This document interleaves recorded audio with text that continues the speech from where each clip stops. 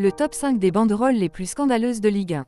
Lyon-Saint-Étienne. Lyon-Saint-Étienne, les Gonesse inventaient le cinéma. Quand vos pères crevaient dans les mines, les derbys entre Lyonnais et Stéphanois sont toujours bouillants.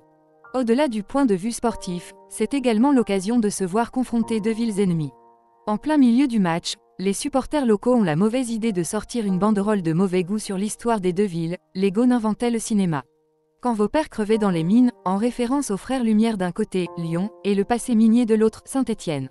PSG Lens. PSG Lens, pédophile, chômeur, consanguin, bienvenue chez les Ch'tis, soir de finale de Coupe de la Ligue au Stade de France, les Parisiens battent Lens sur un pénalty dans les arrêts de jeu, 2-1.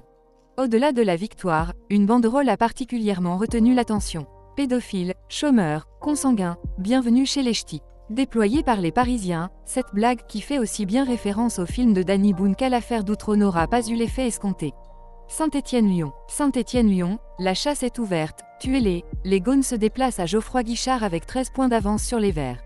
Ils y sont accueillis par une banderole portant l'inscription « La chasse est ouverte, tuez-les ». Le tout, avec les noms des joueurs tagués sur des animaux. Les Magic fans ne sont pas du genre à faire les choses à moitié. Marseille-Lyon. Lyon-Marseille, Pape Diouf, tes initiales te vont si bien. Déployés dans le virage nord du stade de Gerland par une partie des supporters lyonnais, les Bad Gaunes ont créé une polémique avec une banderole qui portait l'inscription suivante « Pape Diouf, tes initiales te vont si bien ». Une bannière qui a fait beaucoup de bruit au sein de la communauté homosexuelle. Le principal intéressé, Pape Diouf, a quant à lui déposé plainte pour injure publique.